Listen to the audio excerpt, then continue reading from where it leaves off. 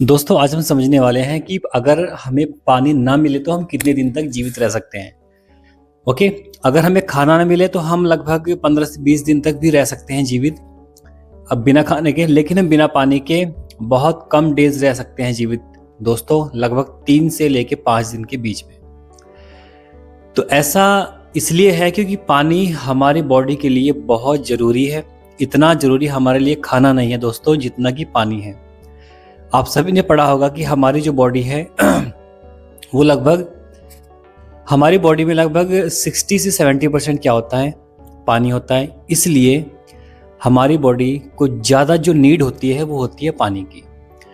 ठीक है, तो ये डिपेंड करता है कि इंसान जो है, जो मनुष्य है, वो 3 से 5 दिन या 5 से 7 दिन तक किस तरीके से जीवित रह सकता है। ये डिपेंड करता है कि गर्मी है, सर्दी है, उसकी एज कितनी है या उसका वेट कितना है, ये इस पे भी डिपेंड करता है। सबसे पहली बात अब ये है कि अगर बूढ़ा आदमी है तो वो जल्दी उसका जल्दी काम हो जाएगा, डेफिनेट सी बात है। ठीक है, अगर गर्मी का मौसम है तो गर्मी में क्या होता है कि हमारा बॉडी का जो पानी है वो पसीने के रूप में, ठीक है, और हम बोल सकते हैं यूरिन की फॉर्म में भी ज़्यादा निकलता है, यानी हमारे बॉडी से गर्मियों में पानी ज़्यादा बाहर निकलता है। ठीक है, और सर्दियों में थोड़ा कम निकलता है as compared to summer season. तो हम बात करें बॉडी के बारे में, तो बॉडी में हमारा जो पानी की जो मात्रा है वो लगभग 60 से 70% के आसपास है। आपने बुक में पढ़ा होगा कि मानव शरीर का 70% भाग जो है वो पानी से मिलकर बना है। बिल्कुल सही पढ़ा है आपने। तो अब हम बात करें कि जो हमारी बॉडी में जो ब्लड है, वो ब्लड जितना ब्लड है लगभग एवरेज जो हम मान सकते हैं कि जो एडल्ट बॉडी होती है, जो वयस्क मनुष्य होता है, उसमें लगभग 6 से 7 लीटर या 5 से 6 लीटर के आसपास ब्लड होता है। क्लियर? तो उस ब्लड का 90% पार्ट भी क्या है दोस्तों, क्या होता है, पानी होता है। ठीक है, तो ब्लड का 90% क्या है, पानी होता है। इतनी साइंस आप समझ चुके हैं। ये थोड़ा डिटेल वीडियो इसलिए है क्योंकि मैं इसमें आपको अच्छे से बताऊंगा। अब ये है दिक्कत कि अगर हम पानी ना पिए तो पहले दिन हमें 24 घंटे में क्या क्या हो सकता है हमारे बॉडी में, समझते हैं। पहले दिन में क्या होगा कि हमें प्यास बहुत लगेगी, हमारा मुंह सूख जाएगा, और जो हम पेशाब वगैरह करते हैं ना, जो हम वॉशरूम जाते हैं, तो उस कंडीशन में क्या होता है कि जो उसका कलर होता है, यूरिन का जो कलर होगा ना दोस्तों, वो येलो हो जाता है।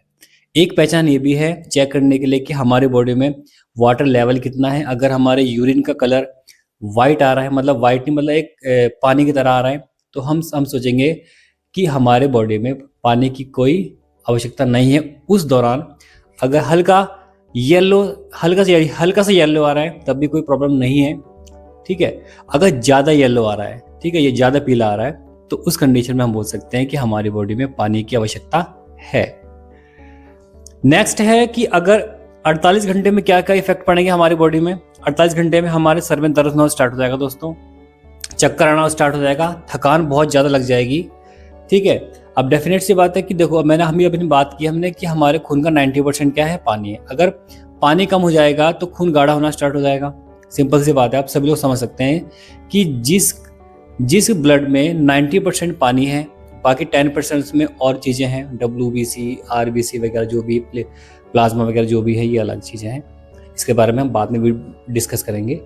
तो जब 90% और कम हो जाएगा तो उस कंडीशन में क्या होगा कि हमारे ब्लड की जो वेलोसिटी है, जो श्यानता है ब्लड की, वो और बढ़ जाएगी। ठीक है, बढ़ने का मतलब ये है कि हमारा जो ब्लड है वो और गाढ़ा हो जाएगा।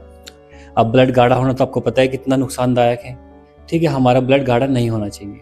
उससे क्या होता है कि हार्ट अटैक की जो संभावना होती है वो थोड़ी बढ़ जाती है मेरे भाई। ठीक है, उससे क्या होता है कि BP वगैरह कम हो जाता है उस कंडीशन में। अब तीसरे दिन क्या होगा, 72 घंटे के अंदर क्या होगा कि हमारी जब देखो पानी की कमी होगी तो किडनी पे सबसे ज़्यादा इफेक्ट पड़ेगा। किडनी पे सबसे ज़्यादा इफेक्ट पड़ता है किडनी पे, क्योंकि किडनी जो काम करती है ना, वो काम करना उसका एक तरह से बंद हो जाता है।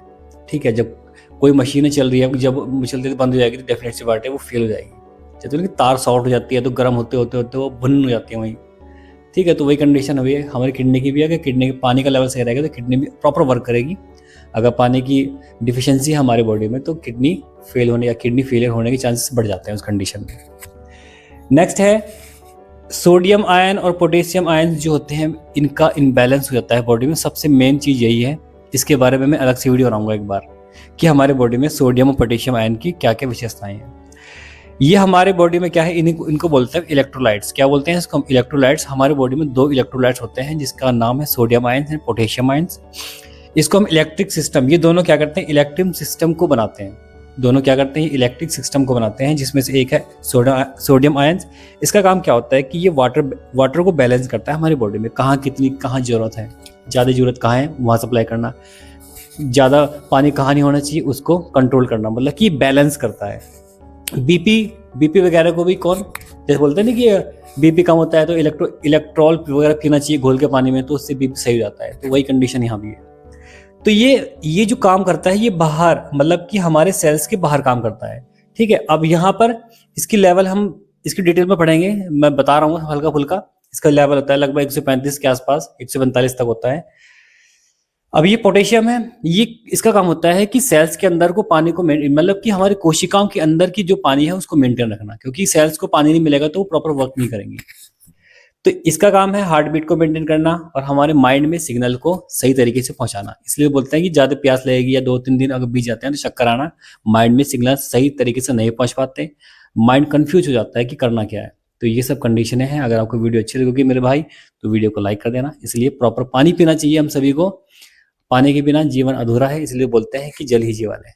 अगर वीडियो अच्छी लगी तो शेयर कर देना। राधे राधे मेरे भाई, चलिए।